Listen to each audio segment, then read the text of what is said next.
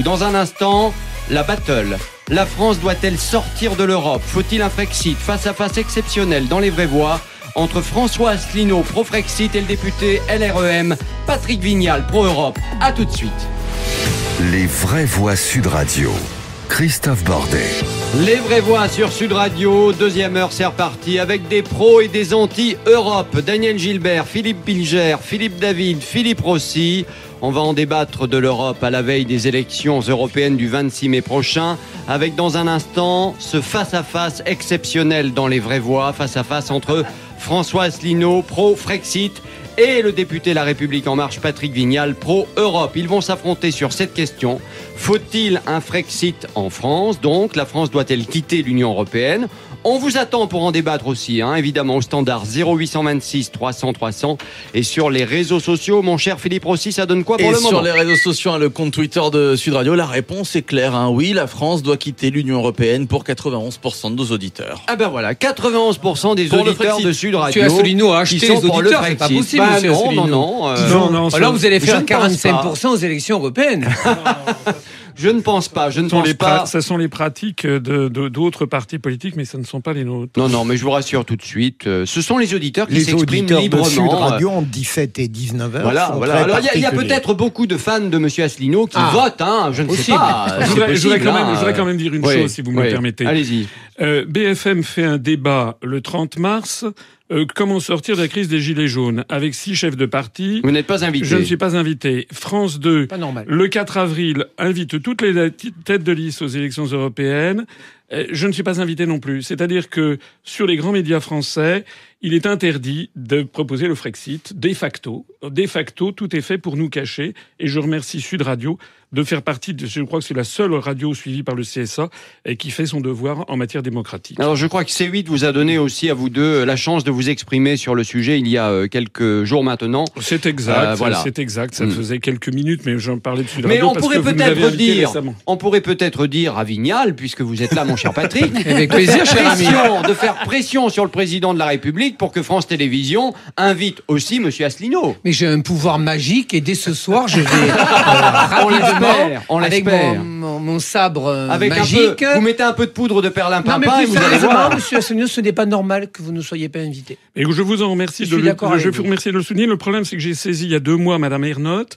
J'ai envoyé la patronne de France Télévisions. Je lui ai envoyé un dossier de 16 pages avec 9 pages de statistiques.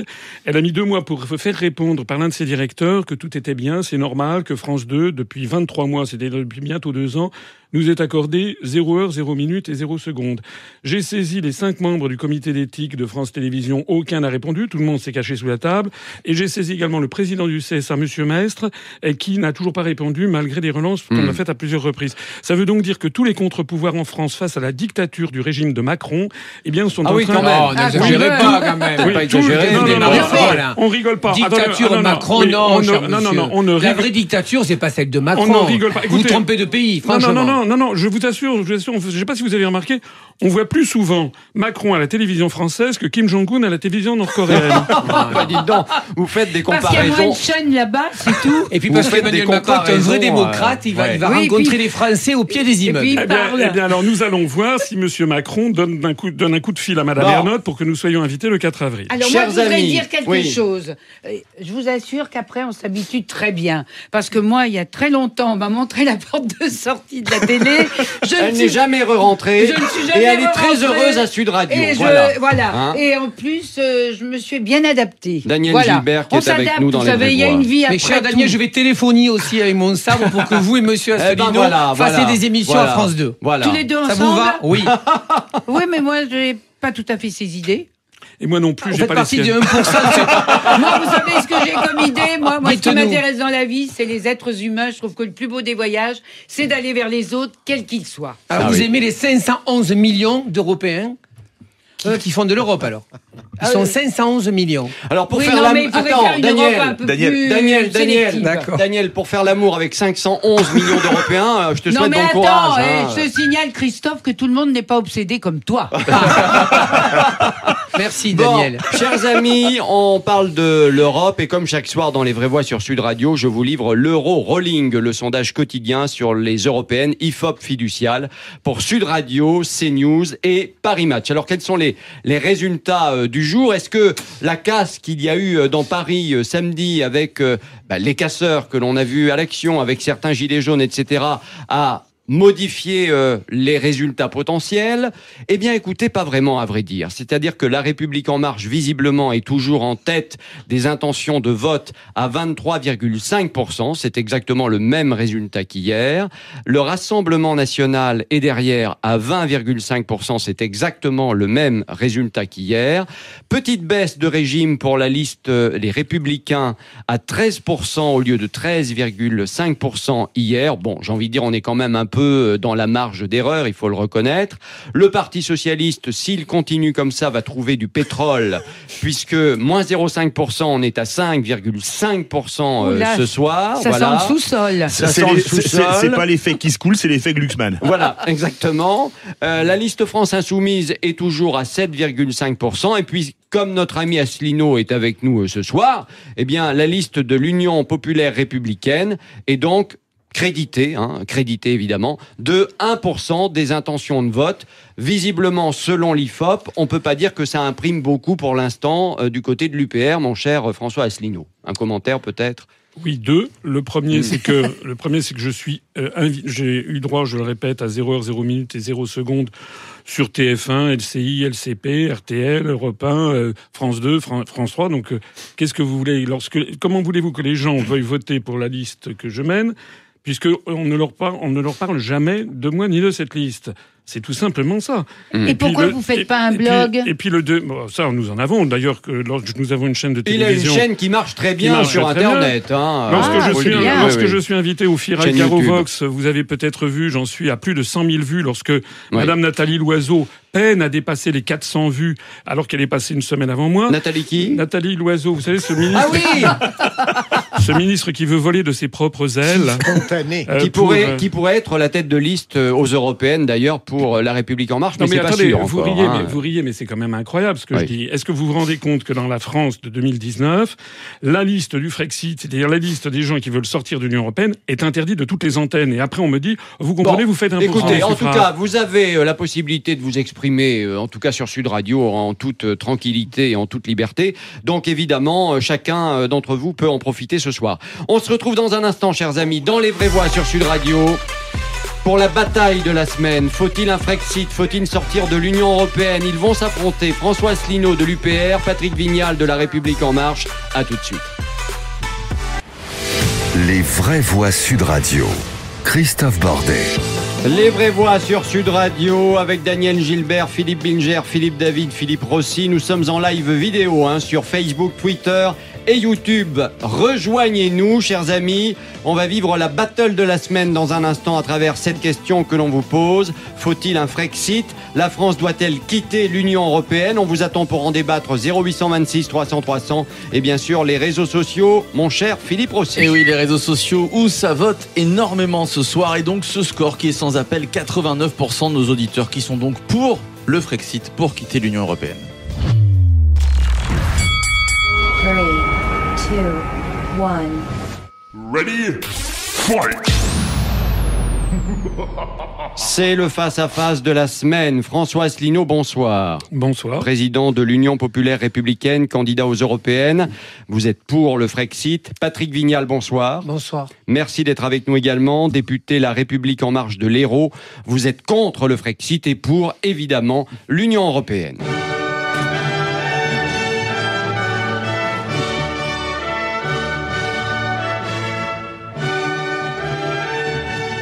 L'hymne européen, je vois que François Asselineau commence à avoir des sueurs froides en écoutant cette musique. Non. Vous ne l'aimez pas, cette musique si j'aime bien Beethoven, mais ça n'a aucun rapport. Ah bon? Non. C'est une captation d'héritage. Patrick Vignal, ça va? Ça vous plaît l'hymne européen? Excellemment bien. Ouais, vous aimez beaucoup. Bon, très bien. Allez, je vous pose la question à l'un et à l'autre. Faut-il un Frexit? Faut-il quitter l'Union européenne? Dites-nous si oui ou non et pourquoi. Et on commence avec François Asselineau. Oui, il faut quitter l'Union européenne parce que tant qu'on sera dans l'Union européenne, la situation en France va continuer à s'aggraver. Le vrai problème auquel est confronté M. Macron, il a fait venir, j'ai vu, 68 intellectuels pour débattre de la situation. Oui, hier soir à l'Élysée. Voilà. Oui. Il y en a tant que ça. Vous voyez bien. Il en reste. Vous voyez bien qu'en réalité, M. Macron est dans une tâche impossible puisqu'il est entre le marteau et l'enclume.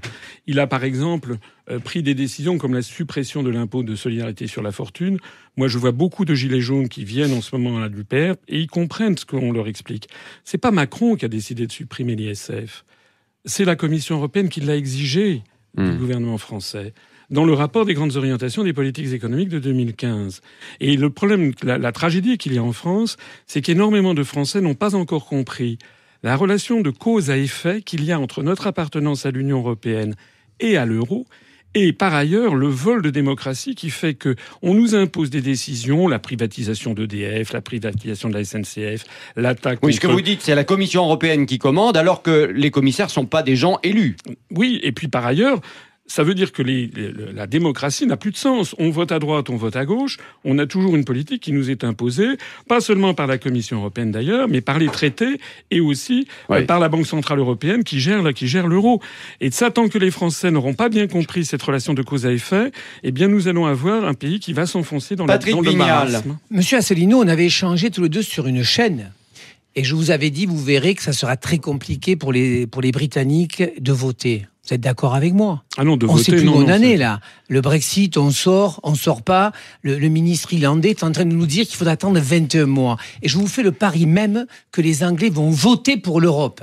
Une partie veut sortir et on va arriver aux élections. Ils vont voter pour l'Europe? Et parce que si on recule de 21 mois, ils vont être obligés de voter pour l'Europe. Oui, d'accord. Ils vont voter parce qu'il y aura les élections européennes. Bien sûr. D'accord. Mais il n'est pas question pour l'instant, par exemple, de refaire un référendum. Mais vous êtes quand même d'accord avec moi que c'est pas si facile que ça. On parle de démocratie. Enfin, quand même, soyons sérieux. C'est plus compliqué que ce que l'on pense. Pas du tout. Mais si, monsieur, regardez bien, ça fait 2 votes déjà. On voit bien que Theresa May, à un moment donné, essaie de trouver une sortie avec un contrat avec l'Europe. Même ça, on n'y arrive pas. Non, mais attendez. Donc vous êtes d'accord sur ce constat-là? Non, pas du tout. C'est très facile de sortir de l'Union européenne. En revanche, ce qui est très difficile, c'est d'obliger les européistes à respecter la démocratie. Parce que le problème qui se pose au Royaume-Uni, c'est que les 48% de gens qui ont voté contre le Brexit, leurs représentants refusent le vote des 52%. Et donc, depuis 2 ans et demi, ils ne cessent que de mettre des bâtons dans les roues pour empêcher le Brexit d'avoir lieu. C'est exactement ce qu'on a eu en France, d'ailleurs. On a eu 55% donc vous dites des c'est Français. de la faute des Européens. On a eu 55%. Si le Brexit ne peut pas avoir lieu aujourd'hui. Mais quand on voit quand même la manière dont le Parlement britannique se comporte, on a l'impression... Oui, ils sont divisés. On a l'impression surtout que c'est une belle bande d'amateurs quand même qui est au pouvoir en Grande-Bretagne. Mais non, ils sont perdus, cher ami. Non, c'est pas du tout qu'ils sont perdus. C'est pas du tout qu'ils sont... Bien sûr, c'est le bazar. Voilà. Écoutez, c'est le terme, Daniel. C'est le bazar. Regardez ce qui s'est passé en France en 2005. Il y a 55% des Français qui ont voté contre la Constitution européenne. On l'a eu quand même en 2008. Ça veut dire que les eurofascistes ont décidé d'imposer quand même... Les eurofascistes, carrément. C'est un fascisme bleu. Quand vous avez 55% des Français qui votent contre la Constitution européenne et qu'on la leur impose en changeant simplement le titre, en appelant ça traité de Lisbonne, et qu'on fait ratifier ça dans le dos des Français par les parlementaires, j'appelle ça une attaque contre la démocratie. Eh bien, les mêmes phénomènes sont à l'œuvre en ce moment au Royaume-Uni. Ceux qui sont contre le Brexit utilisent tous les leviers, y compris avec les connexions à la Commission européenne, pour essayer d'empêcher les 52% de Britanniques d'obtenir ce pourquoi ils ont voté. Patrick Monsieur Asselineau, moi je veux pas du Frexit. Ah ben ça c'est votre Parce problème. que l'Europe c'est l'union, l'Europe c'est la force.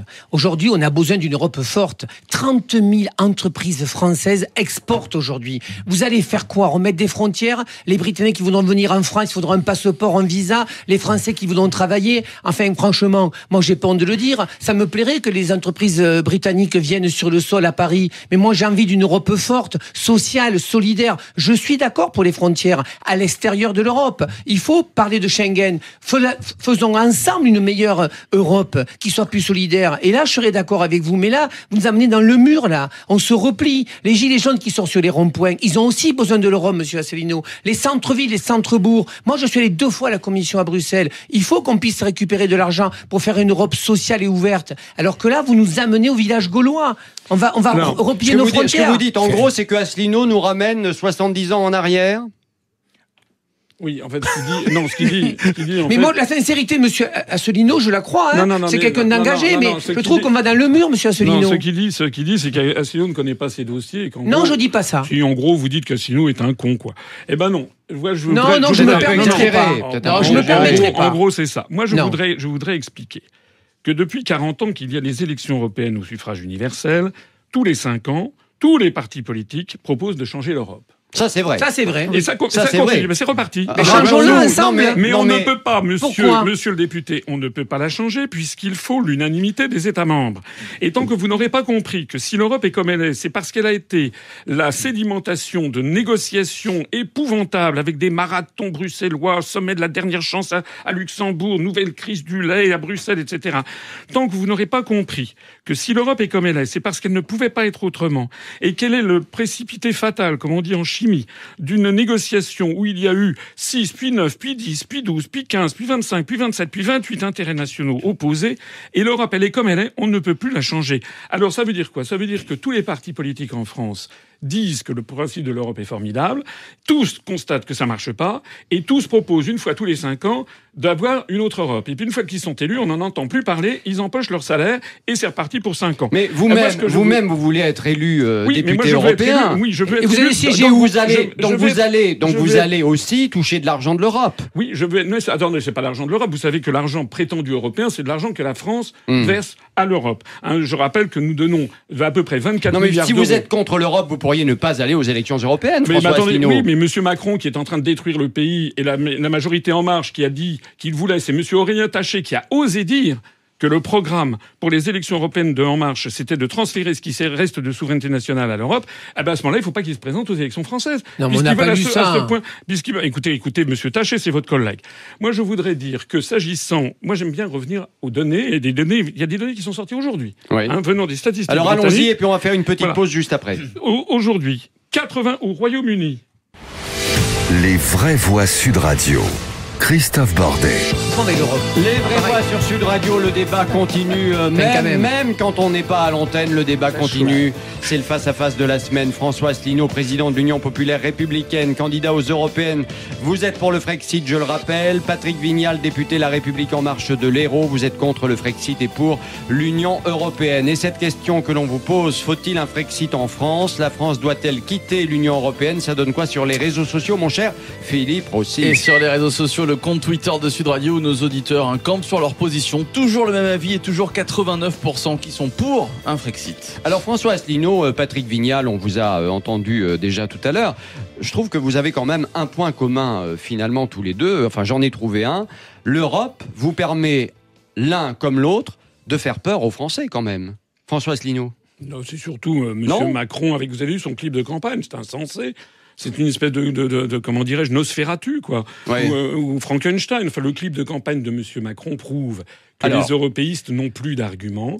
Donc les seuls arguments qu'ils ont, c'est faire taire les voix dissonantes. Je rappelle que je suis totalement... Non, mais vous faites peur parce que vous dites quitter l'Europe, mais ça fait peur. On a vu ce que ça a donné avec Marine Le Pen lors de la présidentielle. Mais Madame Le Pen n'a jamais proposé de sortir de l'Union européenne. Par ailleurs, Madame Le Pen est totalement incompétente. Et Madame Le Pen ne propose pas de sortir de l'Union européenne et de l'euro. Elle parle en fait comme Monsieur Vignal. Elle ne le propose plus. En fait, ce qui est génial, Monsieur Asselineau, c'est que tout le monde est incompétent. Il n'y a que lui qui a la vérité. Écoutez, Madame Le Pen... J'ai compris que vous partiriez pas en vacances avec Emmanuel Macron. Ça, je l'ai compris, Monsieur Asselineau, mais très franchement, nos jeunes qui font Erasmus, Moi, j'ai envie de citoyens du monde. Moi, j'ai envie que des gamins d'université puissent échanger leurs pratiques avec les gamins de l'Europe. Oui, moi, je suis tout à fait J'ai envie d'accord. de ça. Et alors, comment on fait si on sort de l'Europe? Eh ben, on fait ce qu'on faisait Comment on auparavant. fait D'ailleurs, je vous Mais signale comment que on fait, très franchement la plupart je vous signale que la plupart des étudiants français rêvent d'aller faire des études aux États-Unis, en Australie, en Chine, et pas spécialement au Luxembourg et au Et vous Danemark. vous rendez compte que Non.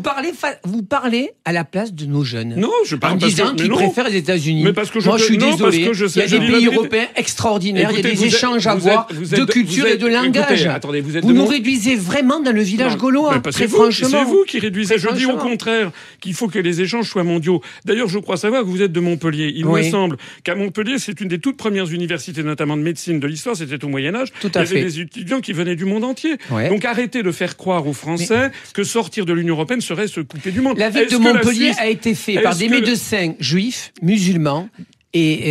Juifs et musulmans qui ont fait Absolument. cette ville. J'en suis ravi. Eh ben, moi et moi, aussi. je veux des citoyens du monde, mais je veux Non, aussi vous des ne voulez citoyens pas- non, européens. vous ne voulez pas des citoyens Mais du monde. là où je pourrais Vous êtes- vous vous êtes- rejoindre, vous êtes- il y a eu vous de êtes- la non, non, ne lâcheté. parlez pas tous en même temps. Excusez-moi, il y a eu de la lâcheté des gouvernements précédents qui n'ont pas su vendre l'Europe. L'Europe, elle le savait juste pour la politique agricole, et quand le lavabo était cassé, on disait c'est la faute de l'Europe. Là, je peux vous rejoindre. Non, mais mais là ça, où on c'est- peut attendez. réfléchir, monsieur Asselineau, c'est que Écoutez. comment on fait l'Europe? Comment on fait pour résister justement à la Chine, 1,4 milliard aux États-Unis? Comment on fait pour les GAFA? Comment on soutient nos commerçants, nos artisans? Pardon, Patrick Vignal, mais alors les GAFA, c'est pas le bon exemple. C'est Et la pourquoi c'est pas le bon exemple? Mais parce que Il a fait nous, une les gaffe. Français, tout seuls dans notre coin, on décide d'aller taxer les GAFA 500 millions d'euros 3% seulement. de leur- C'est une blague. Mais cher monsieur, vous dites que Mais c'est c'est un une blague, blague, mais c'est on va rien. commencer par ça. C'est On a rien. des pays qui nous rejoindront. C'est On sera rien. obligés de toute Attendez, façon. parce que On sera obligés de faire L'impôt ça. sur la fortune, c'est combien Je si on voudrais- le remet en place 3 milliards. Eh ben, Cinq. ça serait pas plus intéressant Cinq. que de Cinq. taxer les GAFA pour l'instant? Parce que, pardon, Attendez, si on a est assez tout taxé seul- les Français. Si on est tout seul Attendez, pour faire cher ça, ça sert à Christophe, rien. on a assez taxé les Français, on va se calmer sur les taxes quand même. Je Ça vous a voudrais- pas échappé je qu'il y a vous- des gilets jaunes dans les rues? Oui, On est d'accord ou d'accord. pas Mais les gilets jaunes, ce qu'ils demandent justement, c'est le retour de l'impôt sur la fortune. Pardon de vous le dire. Et ça, c'est hein. interdit par Un l'Europe. peu de justice C'est fiscale. Non, c'est ce n'est pas justement. du tout interdit par Mais l'Europe. écoutez, ça veut dire que vous ne connaissez pas, monsieur le député, vous ne mais- savez pas de quoi mais vous cher parlez. monsieur, quand Je suis même, désolé. je suis désolé, mais l'ISF, c'était dans le projet de campagne Emmanuel Macron, puisque moi j'étais le premier, le deuxième est Bruno Bonnel, Non, mais à attendez. dire qu'il faudrait réfléchir. Ne me dites pas que l'ISF s'est inventé par l'Europe quand même. Non, l'ISF, Enfin, la demande formulée, je l'ai déjà dit tout à l'heure, j'y reviens, c'est les rapports des grandes orientations des politiques sur les grandes orientations de politique économique, publiés en 2015 par la Commission européenne pour la France, qui demandait la suppression de l'ISF, attaquer les retraites, privatiser les services publics, en particulier monsieur privatiser EDF et la SNCF. C'est d'ailleurs ce qui se passe. Mais vous avez fait une campagne, vous aussi. Regardez ce qui se passe. vous êtes en train de me dire qu'il n'y a plus de il s'est- souveraineté non plus Voilà. sur l'ISF, sur les Voilà, retraites, exactement. sur Il y a- nous les avons- PV qu'on peut mettre en Attendez, contravention sur ton attendez, pays. Non mais attendez, franchement, est-ce que soyez je- sérieux. Laissez-moi Non parler, mais s'il vous attendez, plaît. la souveraineté, juste une chose. Moi, je veux bien que vous me disiez, on a toujours notre souveraineté, mais enfin, on s'aperçoit à chaque fois de la même chose. On a une loi qui doit être votée par le Parlement français. Elle vient d'où en général aujourd'hui? Elle vient de décisions qui viennent de Bruxelles. Je voudrais, si C'est vous me tout. le permettez, C'est une prendre- réalité quand Mais même. non, c'est pas une réalité, Mais je si, suis c'est une désolé. réalité. Mais si. Si, par exemple, Sur beaucoup nous de avons, grands thèmes, c'est ça. nous Attendez, avons, la réforme de la justice en France, Sur il y a beaucoup pas de de grands thèmes, européenne. c'est ça. nous la réforme des retraites. Ah. nous avons eu le vote à l'Assemblée nationale il y a 3 jours, un vote pour la vente des aéroports, de l'aéroport de Paris, de NJ et de la Française des Jeux. Ouais. C'est un véritable scandale, parce que la Française des Jeux, comme l'aéroport de Paris, sont des sociétés qui donnaient énormément d'argent, en fait, à l'État. Et par ailleurs- 173 millions, et là on a le droit 250 du fonds d'investissement. Vous êtes d'accord avec ça? Et par ailleurs, il s'agit de la gestion de la plateforme aéroportuaire de Paris. C'est un enjeu stratégique. Il n'y a aucune raison de privatiser ça, sauf que c'est la Commission européenne, dans son rapport des grandes orientations des politiques économiques, qui nous impose la même chose qu'elle a imposé à la Grèce, qui a aussi vendu ses aéroports et vendu son PMU. Je voudrais insister sur le fait que il y avait, pour se voter ça, 45 députés présents sur 577. Il y avait 532 absents. Il n'y a que 27 députés qui ont voté cette loi. D'ailleurs, monsieur le député, vous n'y étiez pas. Vous deviez peut-être vous dansiez en boîte avec Castaner, j'en sais rien. Mais j'aimerais savoir, vous êtes payé par le peuple Désolé, français. mais je sais pas danser, moi. C'est vrai que je vois bien en boîte, Mais vous êtes Vignal. payé par le peuple Alors, français à faire quoi? Monsieur Asselineau, vous êtes en train de me dire Je suis en train de vous dire que vous n'étiez pas à que l'Assemblée l'Assemblée nationale. nationale a voté le transfert de C'est d'ailleurs- l'aéroport de Paris Oui. parce que c'est Bruxelles qui l'autorise. Oui, c'est En d'ailleurs fait, pour ça, sans veut doute, dire que vous n'êtes pas allé voter. Ça veut dire qu'on n'existe pas, et ça veut dire que c'est Bruxelles qui appuie sur les Mais boutons vous des étiez au vote parlementaires ou pas, français. Patrick, vous y Non, étiez ou j'étais pas en circonscription. Bon, Voilà. mais est-ce qu'il n'aurait pas fallu y être? Parce que là, Non, mais c'était quand même important comme vote. Là, ce qui Non me plaît, c'est qu'on confond tout. On Ah oui, parle bien d'une sûr. Europe Non, mais d'accord, sociale, d'accord. solidaire. Vous Non, mais parlez oui des ou aéroports non, de Paris. oui ou non, oui Non, mais ou non. attendez, Christophe. Non, mais quand même, les gens qui nous écoutent se disent, mais vous le savez bien, Patrick. Mais vous savez les très gens bien, qui ça nous fait écoutent 3 en fois ce que je moment. l'explique à votre antenne. Mais les Le gens vrai qui nous débat, écoutent en oui. ce moment, qui sont pour certains des gilets jaunes, etc., qui sont Vous savez qu'il y a un fatigués. vote en ce moment, je suis chez vous. Oui, mais Vous savez, d'accord, alors ben, comment très je fais bien. Non, mais là, Je je sais fais pas, ça, non, mais mais comme attendez. Mélenchon. Vous dites à un copain Attendez, de voter là, pour vous. là, Ah non, c'était- ça n'existe pas. Ah bon. Attendez, là, c'était Non, ça. mais vous c'était êtes en train samedi. de me dire Non, non, que je les suis en train de vous dire aéroports, que c'était c'est la samedi. Commission Non, non, européenne qui a je suis- décidé. non, non, Non, je- c'est le gouvernement français, c'est Édouard Philippe, Non, c'est Bruno mais Le Maire non, et non, c'est Emmanuel non, Macron non, qui ont non, mais décidé. Oui, formellement, bien Voilà. sûr, comme Tsipras. Ah ben, on est d'accord. Comme Eh ben alors. Tsipras avait décidé de privatiser toute l'économie. Non, en fait, il y a pas de grecque président de la République. À la demande. Mais le C'est président la de la Commission européenne qui décide de tout. Oui, le commission. Mais De écoute, c'est bien ça pour vous Oui, le Mais président. ça tient pas la Attendez, route, est-ce que vous monsieur pouvez me laisser Asselineau. parler Franchement. Est-ce que vous pouvez me Allez-y, laisser parler allez-y, allez-y. Bon. Allez-y. Le président de la République n'est plus que le gouverneur de la province France, d'un État dictatorial qui est d'ici dirigé depuis Bruxelles et depuis Francfort. Ouais. Moi, je voudrais Ah. signaler. Laissez-moi parler. Laissez-moi parler, c'est ce que pensent de plus en plus de Français, vous savez. C'est pas pour rien que notre mouvement politique est en croissance verticale en ce moment et qu'énormément de gilets jaunes appellent à notre siège. Alors, ça se voit pas Moi, dans les ce que- sondages, ce pour que- l'instant. Oui, mais Voilà. attendez, les sondages, on verra lors du moment. L'IFOP au est moment- très bon. Oui, c'est ça. Vous Très savez comment sérieux. ça se passe pour les sondages? L'IFOP est Nous, très on a sérieux. eu des remontées de terrain, des gens qui nous disent j'ai été interrogé par l'IFOP, par Sofres, et figurez-vous que Ils ont enlevé votre nom. voilà. La liste UPR n'y Bah, écoutez, figure pas. on va poser Voilà. la question à Frédéric Dabil, patron Alors, de l'IFOP. Hein. eh ben voilà. C'est aussi Alors- simple que ça. Hein. Alors, je voudrais revenir sur le fait qu'il y a quand même 532 députés, dont M. Vignal, qui n'étaient pas là samedi à 6h du matin pour voter rien moins que la privatisation de la Française des Jeux, la privatisation des aéroports et d'aéroports de Paris et Engie. Le premier problème de fond, c'est que les Français en ont ras-le-bol de payer des députés qui ne sont pas là, qui ne font pas leur boulot. Deuxièmement, je voudrais signaler aussi au passage il manquait, lors de ce vote, 10 des 17 députés France Insoumise, 13 des 16 députés Gauche démocrate et républicaine et 13 des 14 non-inscrits. Madame Le Pen, Louis Alliot, Gilbert Collard, Bruno Bitt, Nicolas Dupont-Aignan, Jean Lassalle, François Ruffin, Clémentine Autain, Marie-Georges Buffet, ils étaient pas là. Bref, tout le monde s'en fout, c'est ça que S'ils vous avaient dites. été là, s'ils avaient fait leur boulot, eh bien, la privatisation d'aéroports de Paris de la Française des Jeux n'aurait pas eu lieu. Voilà aussi ce qu'il Alors, faut la dire. réponse de Patrick Alors. Vignal, et après, on parle de l'euro. Bon, déjà, je vois que je suis pas tout seul à être nul. Il y a une liste de noms, cher monsieur. Vous n'êtes pas sérieux. Ah bon? Parce que vous êtes quelqu'un qui connaît le système. Vous avez été longtemps directeur de cabinet dans tous les ministères. Vous êtes d'accord avec moi. Comment marche l'Assemblée? Il y a un travail en commission qui se fait. Et après, il y a des votes. Il y a des votes solennels qui demandent la présence de l'ensemble des parlementaires. voulez- oui. Laissez-moi finir, monsieur Asselineau. Je vous ai écouté. 577. Et après, il y a des votes, si vous voulez, en fonction aussi des présences des gens. Moi, par contre, je demande une réforme. Et je l'ai écrit, je l'ai envoyé. 2 choses, je demande. Je demande qu'il y ait des semaines bloquées à l'Assemblée où nous soyons complètement, constamment dans l'hémicycle une semaine et une semaine nous soyons en circonscription. Moi, j'ai une circonscription. J'ai une mission nationale sur les centres-villes et les cœurs de ville. Donc, à la fois, je peux pas être demain à Istres et dans l'hémicycle. Donc, vous n'êtes pas sérieux sur ça. Le deuxième point, par contre, et je vais voir si vous signerez ma tribune, je demande, quand on est parlementaire, qu'on n'est pas à côté de profession. Parce que j'estime, quand on est parlementaire, on est assez bien payé au niveau de l'indemnité et qu'on fasse que ce travail-là. Donc, c'est-à-dire que vous êtes de mauvaise foi. On est parti sur l'Europe. Moi, Allez. j'aurais aimé échanger vous sur l'Europe, pas sur le Revenons sur fonctionnement du l'Europe. Parlement. Revenons Le Parlement sur français, l'Europe. on verra bien, mais sur l'Europe. Alors, je Non, vais- mais Vous revenons pensez sur qu'on- l'Europe et sur l'euro. Vous pensez Il faut qu'on peut pas revenir la faire sur évoluer l'euro. très Attendez, franchement. je voudrais revenir. Monsieur le député qui ne fait pas son travail ose dire que je ne suis pas sérieux. C'est quand même un Mais peu. oui. C'est une inversion accusatoire dont Parlons décidément de les gens d'En l'Europe et Marche de se sont l'euro, assez- c'est le thème du débat qui nous réunit Voilà. ce soir. Alors, Parlons de l'euro parce que c'est un sujet. On parlait de l'Union européenne parce Oui, que parce ces que tout est lié aujourd'hui. privatisations, j'insiste. Mais c'est nous qui les sont- votons sont- quand même, mais, monsieur on les Asselineau. vote, mais vous savez très bien que Enfin, les quand même. parlementaires votent des décisions qui leur sont imposées par le rapport des grandes Allez. organisations. Ou alors vous ne le savez pas. Mais à ce moment-là, il faudrait que Mais vous attendez, regardiez les mais traités vous vous rendez européens. compte, vous êtes en train de me dire que l'Europe fait tout? Oui, c'est Et d'ailleurs la que raison. nous, on n'existe pas C'est à la d'ailleurs- France. c'est d'ailleurs la Il n'y a pas eu des élections, il n'y a plus 20 millions de Français qui ont voté pour Emmanuel Ouais, Macron. bah, ils ont Il voté- n'y a que des idiots. Non, Marine Non, Le on va Pen, pas refaire la Mélenchon. présidentielle, les Attendez, amis. On va pas attendez, faire la le problème, c'est présidentielle qu'il n'y a- maintenant. Il n'y a jamais de On va débat. parler de l'euro tout Il de n'y a suite. jamais de débat de fond sur ces J'entends questions. parler les pro-Frexit qui disent aujourd'hui mais l'euro ça sert à rien, ça sert ceux qui voyagent mais ils sont tellement peu nombreux par rapport à tout le reste, etc. Alors est-ce qu'effectivement aujourd'hui, pour vous, l'euro ne sert à rien Ah non, ou ne sert plus à rien? Ah. Non, c'est pas que l'euro ne sert à rien. L'euro a été conçu comme une monnaie de de colonisation, comme toutes les monnaies coloniales. Il s'est agi, en imposant une même monnaie à plusieurs peuples, d'essayer de leur faire apparaître un sentiment d'appartenance collective à une nation qui se rappellerait les États-Unis d'Europe. Mais sur la base, c'était pas mal comme idée. Le problème, c'est que toutes les monnaies plurinationales de l'histoire, toutes sans exception, j'ai fait une longue conférence sur le sujet, ont toujours explosé. Et le problème de l'euro, c'est qu'il est en train d'appauvrir de façon irréfutable.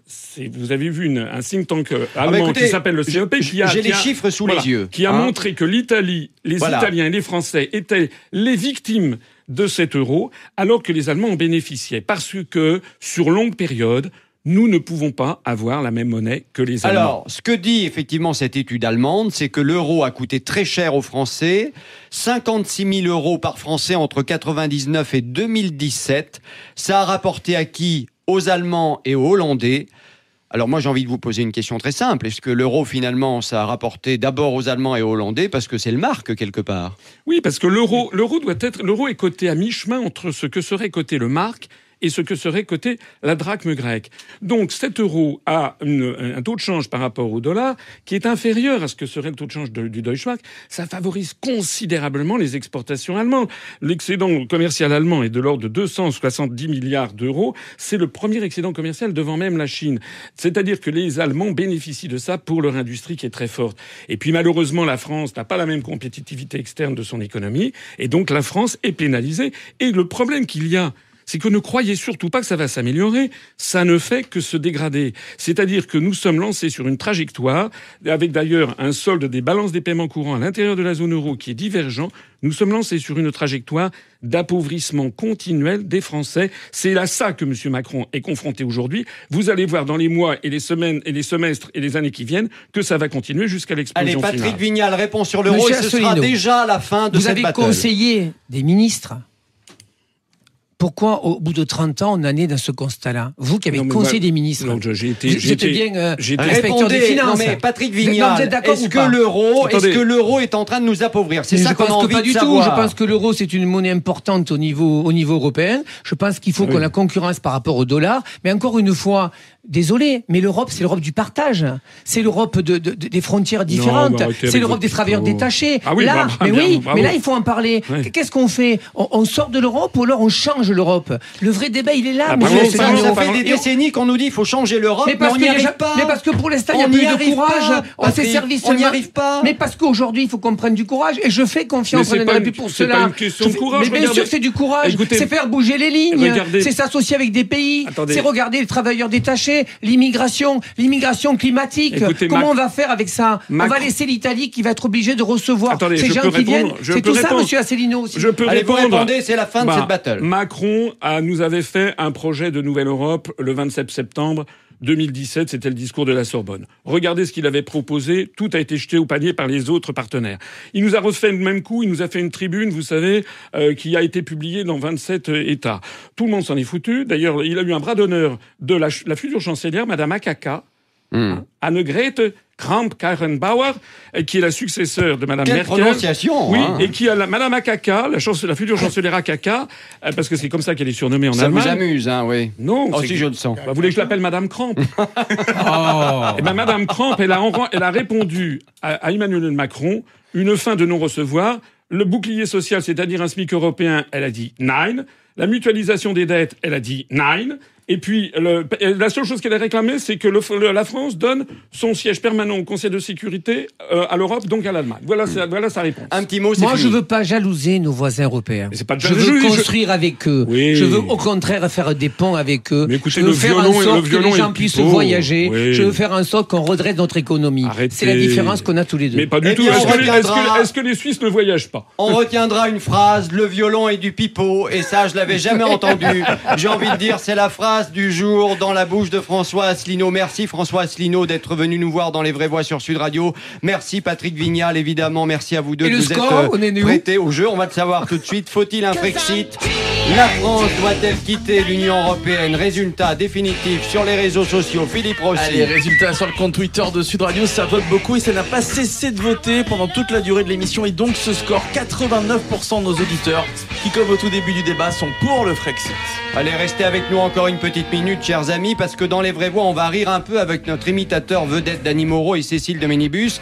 Coup de projecteur, une nouvelle fois aujourd'hui, sur Christophe Castaner, le ministre de l'Intérieur. Moi, je vais vous quitter, moi. Quelles sont les premières doléances que vous avez retenues? Alors, le port obligatoire du gilet jaune pour les curés, car au moins les enfants pourront les voir arriver de loin. Mais la proposition des casseurs de remplacer le prélèvement par le pillage à la source, hors de question. En revanche, pour la limitation à 80 km/h, elle sera maintenue uniquement pour Castaner, qui ne pourra plus flasher sur une nana qu'une fois toutes les heures.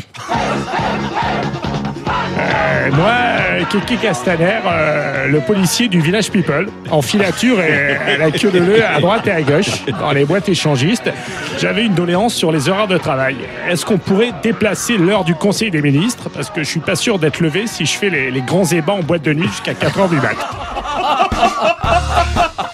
Dany Moreau, il gêne pas Dany le matin. Eh bien, il sera là demain matin, évidemment, dans le Grand Matin Sud Radio avec Cécile de Ménibus et Patrick Roger. Allez, on se retrouve dans un instant dans Les Vraies Voix sur Sud Radio avec le mot du jour. Les Vraies Voix Sud Radio. Christophe Bordet. Les Vraies Voix sur Sud Radio, c'est la suite, évidemment. Voilà, la battle est terminée. Mais la bataille n'est pas très loin, chers amis. Allez, c'est parti. Sud Radio, Les Vraies Voix, on l'appelle Monsieur Je sais tout, sur tout. Philippe David. Voilà, bon, on a choisi effectivement le mot bataille aujourd'hui, mon cher Philippe David. Ça, c'était de circonstance. Absolument, mon cher Christophe. Le mot du jour est le mot bataille, puisqu'a eu lieu ce soir la première bataille dans Les Vraies Voix. Bataille rebaptisée Battle par Christophe Bordet, dont tous les auditeurs savent désormais qu'il est vendu au mieux à la perfide Albion, au pire à l'oncle Sam, et ce alors que nous sommes en pleine semaine de la francophonie. Une bataille est, selon le Larousse, un combat livré entre deux armées ou deux flottes dont l'issue influe sur la conduite d'une guerre, une lutte réelle ou simulée entre deux ou plusieurs personnes, une lutte entre des personnes, des groupes, le combat qu'engage une personne contre des difficultés ou encore le plus simple des jeux de cartes, consistant à prendre une carte avec une carte plus forte. Bataille vient du latin battalia, qui signifie combat. Batavia? Battalia. Ah, non, Battalia, c'est les Pays-Bas. C'est pas la salade. Qui signifie combat, exercice des soldats, des gladiateurs, qui vient de batuo, qui signifie battre, frapper, rosser. Ah, ça, je sens qu'il faut faire réagir ça. Ouais. Dieu merci, les batailles ne sont pas toutes des boucheries comme Verdun ou Stalingrad. On aime d'ailleurs les batailles des mots sur Sud Radio, ces batailles où on parle vrai dans la courtoisie et le respect d'autrui. En clair, on préfère la bataille d'Hernani à la bataille de Pavie, surtout qu'à Pavie, ce sont les Français qui ont perdu. Oui. Mener une bataille au corps à corps peut être très agréable, surtout quand celui ou celle qui a mené la bataille avec vous vous dit après celle-ci « Chérie, nous avons transformé le lit en champ de bataille. » Parfois, il rêve. Non. Non, il fait ça. Hein. Mais il avait du cannabis. C'est vrai. Parfois, en ayant rendu hommage à l'empereur, en ayant pratiqué un Napoléon sur les remparts, ou en ayant sorti les Amazones, bref, des choses qui donnent envie d'être envoyé en missionnaire sur ce même champ de bataille. Choisir comme mot du jour le mot bataille est en soi une véritable bataille. On doit avoir un plan de bataille, faire en sorte que les mots soient en ordre de bataille, avec le risque d'arriver après la bataille, alors que la mère de toutes les batailles est d'avoir un cheval de bataille qu'il faut faire marcher ses neurones en ordre de bataille, ce qui a pour conséquence de vous mettre les cheveux en bataille, même quand on est chauve comme un champ de bataille après la bataille. Alors oui, on redemande des batailles comme celle de ce soir sur Sud Radio, et je le dis et je répète, des batailles, pas des battles, même si Christophe Bordet est originaire d'Aquitaine, la dernière région occupée par les Anglais lors de la guerre de 100 ans. Batailleurs, vous êtes les bienvenus. Bordet, go home. Et on embrasse Aliénor d'Aquitaine. Voilà, merci beaucoup mon cher Philippe David, vraiment super. Très bien écrit, bravo. Voilà. Ah oui. Oh mais je vous dis pas go home, stay with us. Allez, on va se quitter bien sûr avec notre rendez-vous habituel, un petit tour du côté de nos régions. Ne touchez pas nos traditions. Nice, au Toulouse. J'ai voulu voir Vesoul et on avait Vesoul. Je danse le mire. Sud Radio, le buzz des régions. Ma chère Danielle Gilbert, la princesse Meghan Markle s'est affichée avec des boucles d'oreilles d'un créateur marseillais. Eh oui, d'un créateur marseillais, ce qui a dopé les ventes de sa société. Et oui, le vent, Meghan Markle continue de souffler jusque sur le vieux port lors de son dernier voyage. C'était au Maroc.